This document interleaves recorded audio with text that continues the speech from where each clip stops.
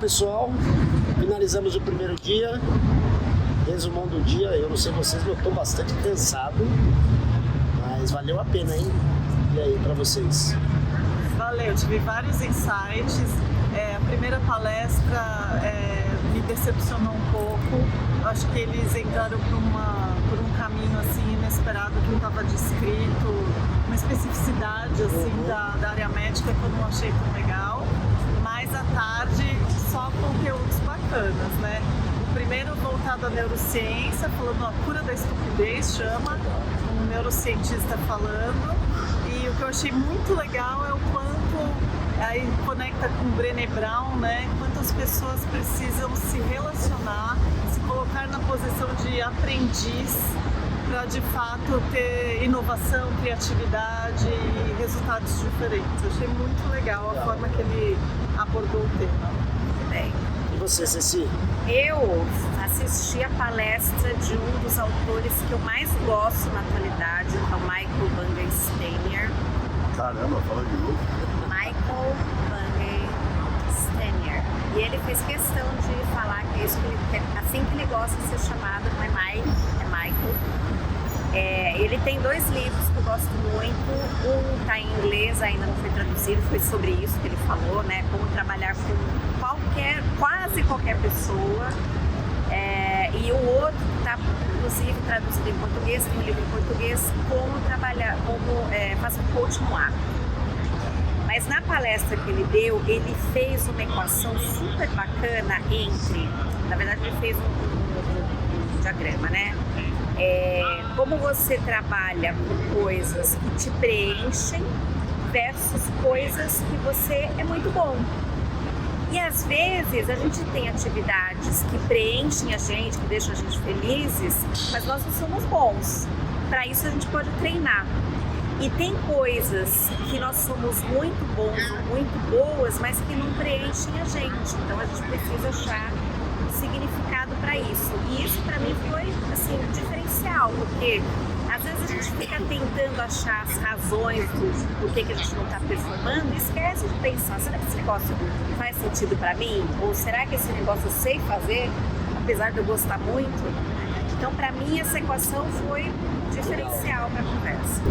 Bom, galera, eu gravei um vídeo no começo de manhã, estava tão empolgado e falei que ia deixar alguns recados. A Dani até entrou no grupo aqui perguntando das dicas e eu vou trazer um pouco sobre a experiência que eu tive da primeira palestra, que é sobre como acelerar o cérebro para não ter conteúdos chatos, apresentações chatas. E lembrando que a apresentação não é só em treinamento, é a hora que você está numa reunião de trabalho, que você precisa convencer as pessoas, que você precisa engajar.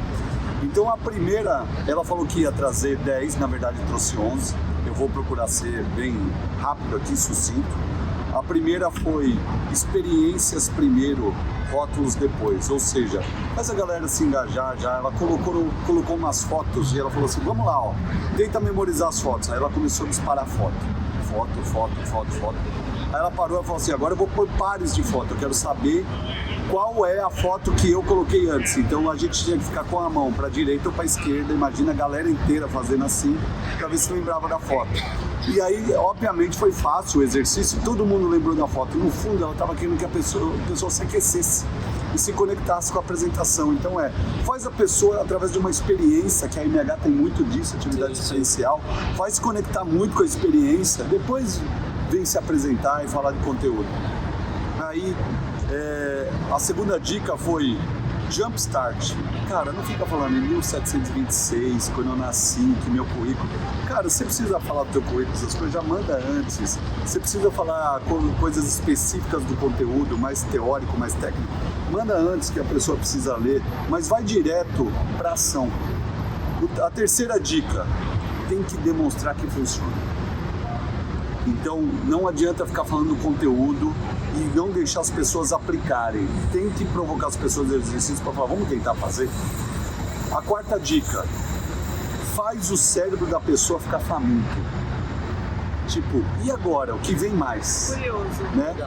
E aí ela fala de alguns statements que eu vi na outra palestra de neuro também, falando assim, pode ser verbal, pode ser visual, pode ser storytelling. E um dos melhores é storytelling. A quinta, faz as pessoas saírem do padrão. Então ela colocou assim, risquinhos na tela e colocou o número 1, 2, 3. Ela falou, adivinha qual é o próximo? Aí todo mundo, 4, 5. No próximo que seria o 6, não era 6, era 7. Aí todo mundo, tipo, saiu do padrão. E a hora que você faz sair do padrão, a pessoa se conecta. Ué, por que saiu do padrão? Sim. Porque a hora que fica no padrão é chato. Olha que interessante, né? Padrões e rotina são inimigos da aprendizagem. A frase que ela falou, né? Ô Rogério, sabe que isso, desculpa, se conecta com o que eu ouvi desse rapaz na palestra, né? Ele fala que a gente tem que, lembrei de você, se livrar das certezas e ter mais dúvidas, né? E aí ele colocou, por exemplo, quem conhece o símbolo da Apple, tem certeza que conhece o símbolo da Apple? Aí todo mundo, 10. Aí quando ele mostrou vários símbolos da Apple com pequenas diferenças, assim, a mordida da maçã para um lado ou para o outro, a folhinha tá para o lado, quem tem certeza que sabe? Ninguém mais tinha. Foi muito legal. Olha, excelente isso. A sexta dica, né, para não deixar a apresentação chata é crie novos modos. Aí ela pôs na tela, lembrei muito. Então, pessoal, nós vamos falar de liderança situacional. Vamos falar do ciclo dourado de Simon Sinek, né?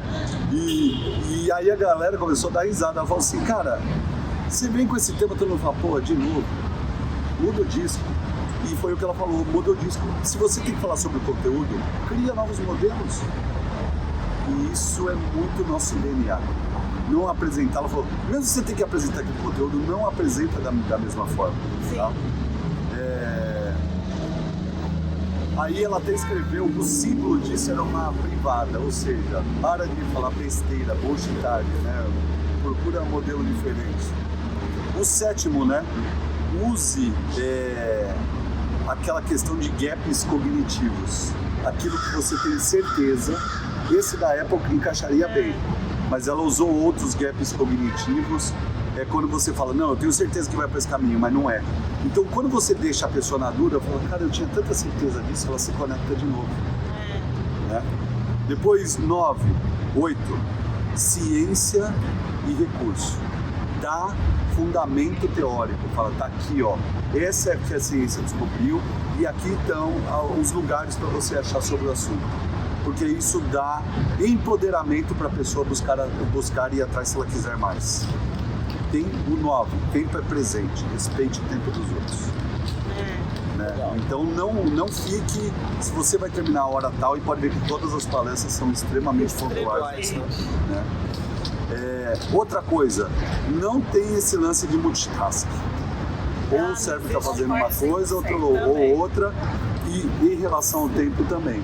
As pessoas têm outras coisas para fazer. Se você estica o tempo, ela começa a se conectar com outras coisas. O 10, ela falou assim, faz as pessoas trabalharem uma lista de desculpas por que não vão aplicar esse conteúdo. Galera, vocês estão assistindo, faça uma lista de desculpas por que você não vai fazer isso agora. Ah, porque hoje é domingo, não, porque amanhã tem um monte de coisa para fazer, tem que levar meu filho na escola, tem que preparar não sei o quê. Faz aí. E aí você vai ver que fala, tá bom, como é agora que eu atropelo essas desculpas e se eu quiser fazer, realmente faço. E aí o 11, adivinha? A sabedoria da repetição. Então mostrou o clássico, né? Que você aprende alguma coisa, começa a decair, até um ponto, daqui a algumas semanas ou meses, você já não lembra praticamente nada daquilo, ou você vai dando tiros para manter esse aprendizado. Então foram as 11 dicas que falou sobre como você acelerar o teu cérebro para potencializar e as apresentações não ficarem chatas. É isso. Muito bem. Eu agora à tarde tive uma palestra surpreendente sobre metodologia Scrum para desenvolvimento de treinamentos, né? Foi com uma diretora de design institucional da Amazon. Então, foi uma palestra mais técnica, porque ela se aprofundou bastante na metodologia, mas assim, que me gerou alguns insights, principalmente em relação aos nossos clientes. A gente faz gestão de projeto, utiliza a gestão de projeto como pano de fundo para os PDLs, né? Que é a importância de se registrar a jornada do desenvolvimento dos projetos. Então, não só o que entregar, mas como entregar. Então, qual que é a experiência das pessoas em relação a naquela etapa do projeto, dentro do seu papel e responsabilidade. O que ele está fazendo melhor e diferente? Assim, para mim fez muito sentido, principalmente quando a gente está falando de fazer o básico bem feito, né? De ter o registro da jornada para as pessoas terem consciência do que elas realmente estão entregando. E não é só tirar da frente. Realmente buscar solução para os problemas de uma maneira definitiva, ter essa capacidade de análise. Eu achei bastante interessante. Foi bem legal mesmo, gostei. E uma coisa comum que eu notei nas palestras que eu passei é o quanto a gente deve convidar as pessoas a participarem, né, na busca de soluções e mesmo em palestras, na parte da saúde, em tudo que eu vi, é o quanto a gente precisa ouvir o outro de fato e trocar experiências e fazê-los se sentir parte das respostas. Isso aparece o tempo todo, né? Comentário da moto agora.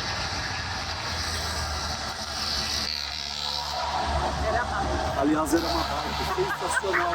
Vocês me viram passando aqui, sensacional. E eu fiquei com vontade de pegar uma carona ali. Bom, mas É uma para mobilete finalizar, moderna, para né? finalizar, a gente teve uma palestra que nós vimos em conjunto, né? A da Bridget McGowan. Que eu e Ceci havíamos assistido ano passado. Bem animada, Foi sensacional. Presença de palco. Bem animada, E o que eu divertida. amei, que eu acho que assim combina muito com o que eu acredito.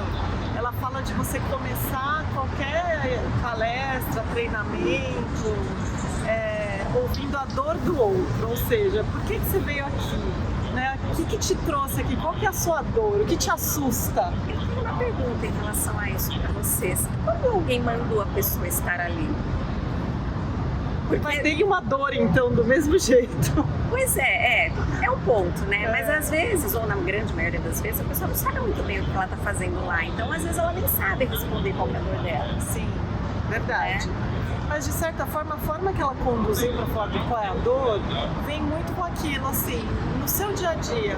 O que te dá medo? O que te tira do seu eixo? O que te dá frio na barriga? Eu acho que você pode conduzir de uma forma que você faz a pessoa se conectar com aquilo que ela está vivendo de sofrência, sabe? No dia a dia de trabalho. Eu acho que tem uma lição de casa aqui para fazer nessa questão, que é, se a pessoa entendeu por que ela está ali, ela não...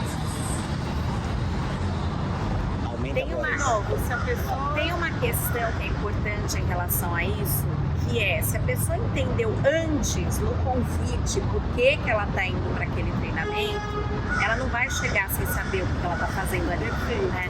Então, a preocupação que a gente tem enquanto RH, enquanto área de treinamento, enquanto pessoa que está convidando uma pessoa para participar do treinamento, de fazer com que já no convite aquela participação seja significativa. Excelente. Contextualizando. Contextualizando. Excelente. E a gente discute muito isso, inclusive no Co-Experience, quando a gente faz aquela atividade da caixa, relacionada às preferências cognitivas, né? Justamente para você ter uma abordagem maior e garantir que realmente as pessoas compreendam o porquê delas estarem fazendo algo, né? Ou estarem presentes em algo. Então, assim, acho que ter essa preocupação, trazer profundidade com essa preocupação é importante. Né? Então eu vou conectar essa pergunta, na verdade, com a segunda palestra de neuro que eu assisti.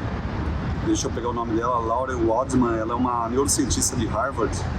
E ela fez uma pergunta, eu já falei num videozinho curto aqui, mas vou conectar com o ambiente, né? Falou assim, a gente aprende, mas alguém já te ensinou como aprender?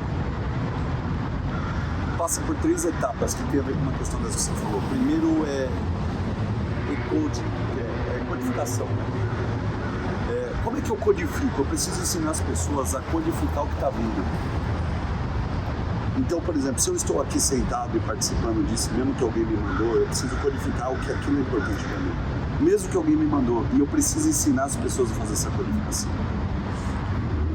De tudo, numa reunião, num ambiente de trabalho, se ele está montando alguma estrutura dentro de uma obra, ele tem que codificar para que aquilo serve. O depois é como ele armazena isso na memória, porque ele pode armazenar de 3 formas, e isso é a neuroplasticidade. E ela resgatou assuntos de neuroplasticidade que eu estudei no MIT. Então por experiências novas, fazendo coisas que você já sabe, ou ficando melhor ainda em coisas que você já domina. Excelente, adoro. E aí isso é assim que armazena. E depois o que eles chamam de retrieval, me ajuda a traduzir retrieval, onde você retém, na verdade, né? Então como é que você ativa isso, né? Você buscando a precisão dessa transferência, e é onde eu crio um caminho que faz sentido no resultado. Então eu só armazeno e consigo buscar novamente através do resultado. E aí é que eu resgato a experiência. Olha que interessante. Então eu lembro do resultado, e aí a minha memória busca como é que foi o caminho da experiência de aprendizagem. E aí olha que interessante, ela perguntou assim: a gente desenvolve o sistema de aprendizagem para as pessoas reterem o aprendizado ou para aprender? É para se lembrar ou para aprender? Para Aprender também, Eu acho que aprender. É para ambos. Interessante. Eu achei muito legal, eu também chutei para aprender, mas Mas é quando para você ambos. aprende algo, não significa que você reteve. Não necessariamente. Não, Você decorou, você aprendeu, você reteve, você aprendeu, você instrumentalizou. Porque de fato o aprendizado, o ciclo do aprendizado, ele termina quando a gente coloca o conceito em prática e faz isso virar um resultado diferente. Então, a gente fala até em 6Ds, né? O treinamento é uma parte do processo de aprendizado, não é o fim do aprendizado. Né? O aprendizado, o ciclo do aprendizado acaba quando a gente viu um resultado diferente acontecer. E olha só, ela pegou parte técnica, né? Ela chama, por exemplo, uma parte de neurociência, para quem estuda neuro vai entender, chama DAN, que é Dorsal Attention Network, ou seja, é a parte de comunicação, de atenção da parte dorsal do cérebro, né? E ela mostrou ativação nisso. E aí tem o VAN, que é o Ventral Attention Network, ou seja, que é a parte ventral de atenção que ele faz conexão. Uma é para você ir para o resultado. A outra é para você mudar o foco de atenção. Então, às vezes, você precisa estar totalmente orientado para o resultado, não perder. E a outra é, estou nisso, estou naquilo. Então, como é que você provoca isso? Por exemplo, a hora que você precisa de atenção de uma pessoa, você diminui estímulos em volta. Qualquer tipo de estímulo. A hora que você quer que ela mude de foco, amplifique estímulos em volta. Olha que interessante. E você vai ativando lugares diferentes no cérebro. Como é que você pode usar isso? Que eu já falei no meu videozinho curto. Cores, sons, figuras, elementos de surpresa. Por exemplo, ela estava falando e começou a tocar um rock na sala. E por quê? Ela falou assim, beleza, é o que eu queria tirar a atenção de vocês do que eu estou falando. Agora respira, dá uma respirada. Então ela fez muito isso. Agora, vamos mudar de tema. Dá uma pausa, 10 segundinhos, respira. E aí muda o estímulo. Fecha os olhos. E ela mudava o estímulo. E aí muda o assunto. Olha, só mais uma conexão com essa outra palestra que eu assisti à tarde com o neurocientista também. Ele falou, inclusive, Rogério, do quanto cada sentido dos nossos 5 sentidos preenchem o tempo de atenção do nosso cérebro. Ou seja, 99% do tempo você não consegue pôr foco porque os seus sentidos estão captando coisas. Foi muito legal. Depois eu compartilho os dados aqui pra gente explorar. Bom, isso é o pré-ATD, porque hoje é domingo, né? E amanhã começa a abertura principal. Agora nós vamos num happy hour dos colegas nossos que estão aqui da comitiva brasileira. Tem gravação aqui, nosso videomaker, o nosso amigo Bruno. Aparece aqui, Bruno. Aparece. Vem cá, o brother, Bruno, nosso meu parceiro, técnico. estará Meu conosco no CBTD. Quem puder ir no CBTD, conhecer o Bruno pessoalmente. Valeu. Valeu, Bruno. Obrigado. É isso aí, gente. Até Valeu, amanhã. né? Começamos bem, Amanhã. primeiro dia. Vamos lá. Beleza. Bom domingo.